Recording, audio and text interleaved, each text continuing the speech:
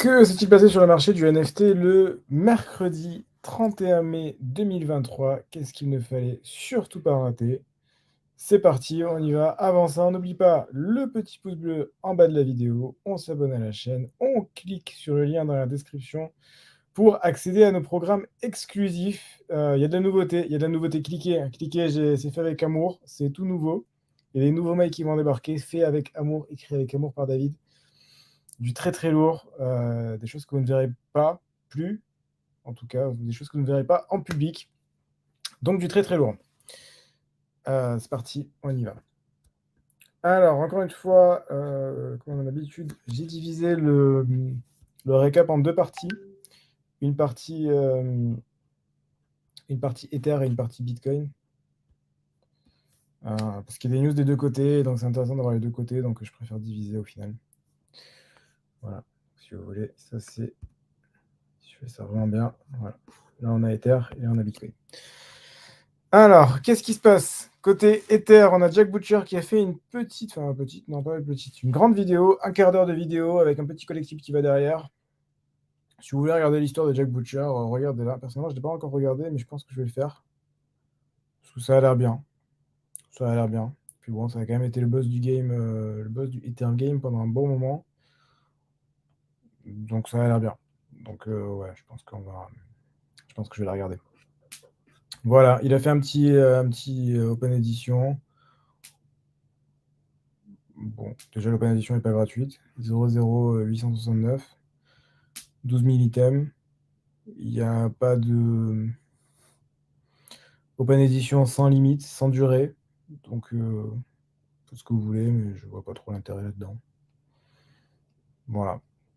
Mais bon, ça permet de lever des fonds, et ça fait des visibilités, et tout ce qu'il faut. Ça finance même son film. Voilà. Dans tous les cas, Jack Butcher continue d'être impressionnant et continue d'être le boss du game.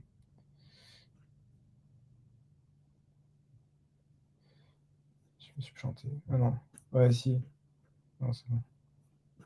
Ouais, moi je me suis planté. J'ai mis NFT créatif au lieu de mettre LinkedIn. C'est pas au lieu de mettre Twitch. Ensuite, on a Ether qui a fait une grosse annonce disant que finalement, Ether, le prix ne serait plus de 1 Ether, mais de... Je vais vous lire, je vais vous traduire. La team Ether a fait la décision de réviser le prix du mint et les royalties, nous comprenons que la confiance dans les projets et dans les équipes est au plus bas au vu des conditions de marché actuelles. Étant donné que le prix va être réduit par rapport au financement initial, nous avons décidé de prioriser sur le long terme la santé de notre projet à travers des royalties plus importants. C'est un pari sur nous-mêmes et sur notre habilité à gagner la confiance de la communauté, un pari que nous sommes très heureux de prendre. Prix public 0,65, prix waitlist 0,35 ou gratuit avec une période de 10 semaines de lock-up, royalties 5%. Voilà, si vous voulez mon avis, uniquement mon avis, pas de conseils financiers, uniquement mon avis, ça me paraît toujours ultra cher. 0,65, ça me semble toujours ultra cher. 10 000 NFT 0,65, ça fait quand même 6500 NFT, enfin 6500 Ether. C'est monstrueux, ça reste monstrueux. Ouais, non. Et en plus de ça, au passage, sur Whitelist, avant Whitelist, c'était la moitié du prix public. Donc si tu veux faire ça proprement, normalement ici ça aurait été 0,325. Mais bon, ils se sont dit, on va quand même arrondir au palier supérieur, c'est quand même plus sympa. Voilà. Bon, ça me paraît toujours ultra cher. Ils ont ils ont attendu beaucoup trop longtemps avant de lancer. Bon, perso, j'y crois pas. J'y crois pas. D'ailleurs, je l'ai marqué. Ça me semble toujours ultra cher. Je vois pas l'intérêt. Mais enfin, bon, voilà. En tout cas, ça avance. Ensuite, Feoshus va lancer lui aussi une nouvelle collection de 20 000 NFT. 20 000 qui va faire Frankenstein, Mister, je sais plus qui, Mister Frankenstein. puisque Mister Frankenstein, c'est le démon personnel de Féochous. Voilà, parce que c'est un être torturé, c'est une personne torturée et que du coup, il a envie de raconter, ses émotions et sa vie torturée à travers son art. J'ai étudié Féochous, donc je connais un peu le concept. Voilà. Et bon, il a envie de montrer sa vie torturée à travers une belle vente qui va être extrêmement chère, je n'en doute pas. Voilà, maintenant vous pouvez constater au passage, son nom est Victor Hill, donc si vous ne savez pas comment le genrer, il a mis ses pronoms sur Twitter, donc vous savez maintenant comment le genrer.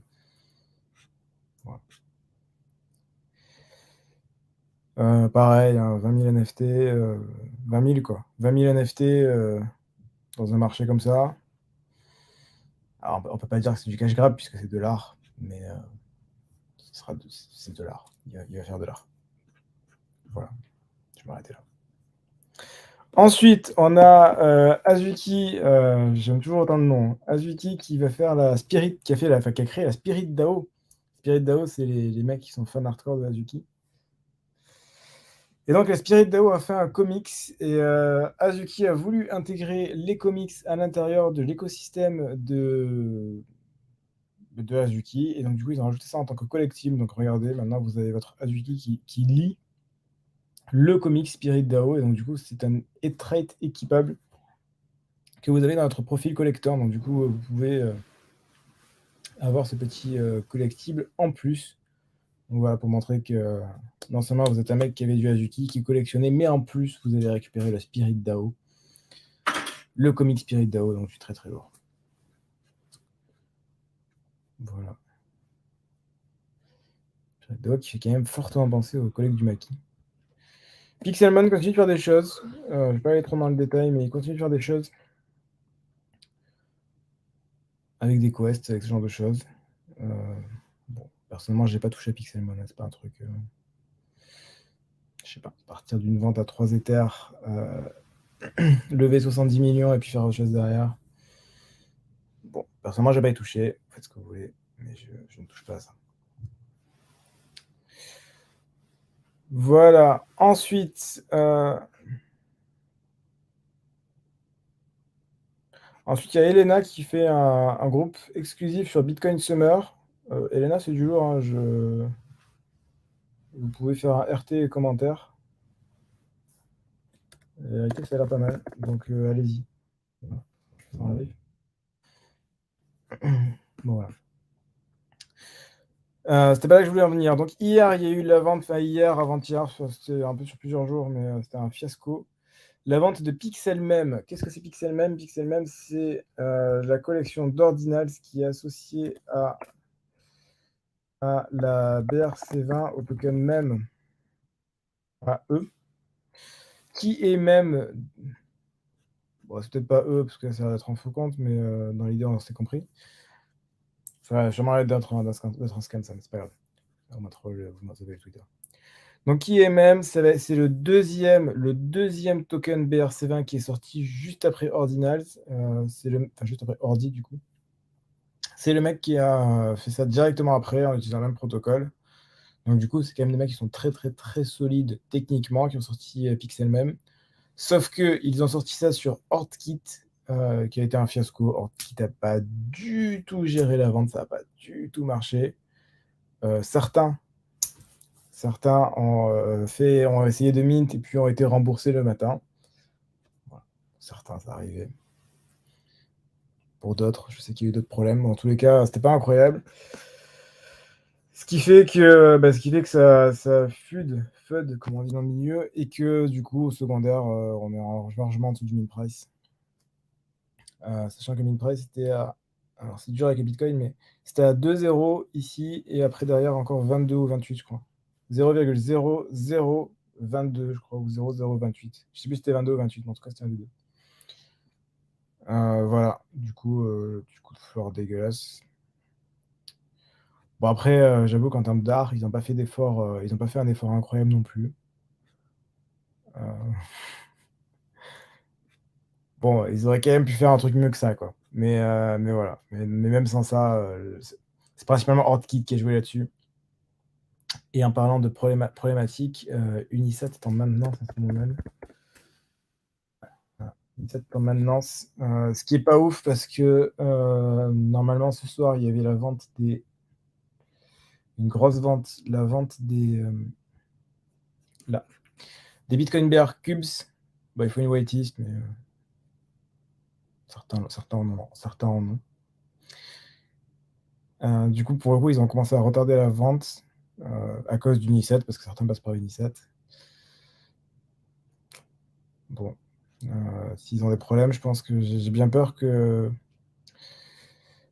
qu'on ait le même FUD sur Bitcoin Bear qu'on a eu, la dernière fois sur Pixel même. En revanche, côté, Launchpad, ça cartonne. Waouh! Ça se vendait à 0,01. C'est de l'art, du coup, Abstraordinals, ça cartonne, ça cartonne.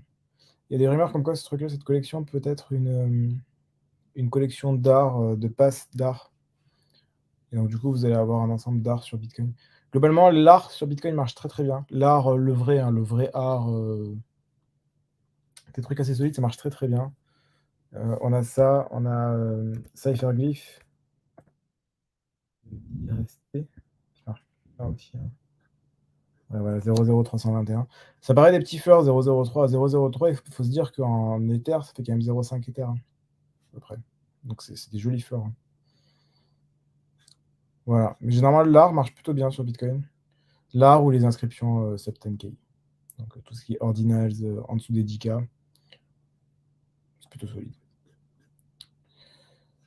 Voilà. Ensuite, alors là, on a des news qui sont de plus en plus originales. On a Ben.eth, donc Ben.eth qui est le mec derrière la vente du token Psyop, puis du token Loyal, qui se met également sur Bitcoin.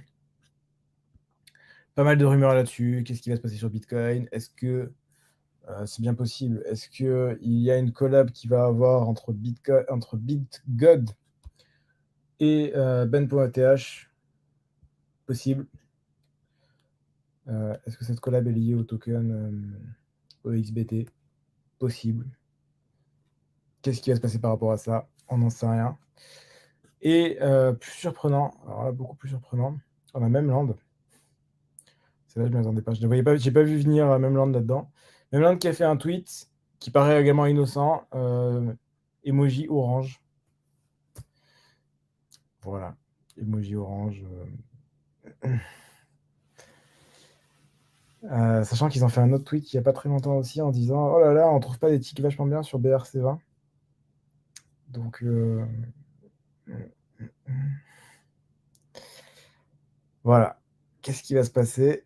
Il paraît pas impossible que Memland fasse un petit tour sur Bitcoin. Voilà. Et en attendant, le floor des Captains est encore plus haut. Encore plus haut. Le floor peut tout à fait descendre également, hein. Il monte, mais il peut tout à fait descendre. En l'occurrence, ici, il monte. Le floor des Captains est à 69. Voilà, un petit floor même, au passage. Donc voilà, du très très lourd.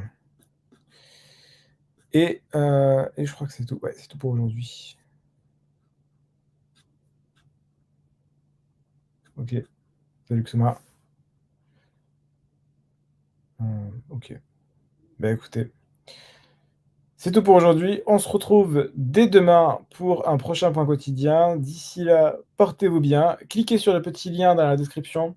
Vous allez recevoir plein de petits mails et tout. Franchement, ça va être très très lourd. Fait avec amour, des mails écrits avec amour, avec des infos exclusives pour en apprendre plus dans le domaine des NFT. D'ici là, portez-vous bien et à la prochaine.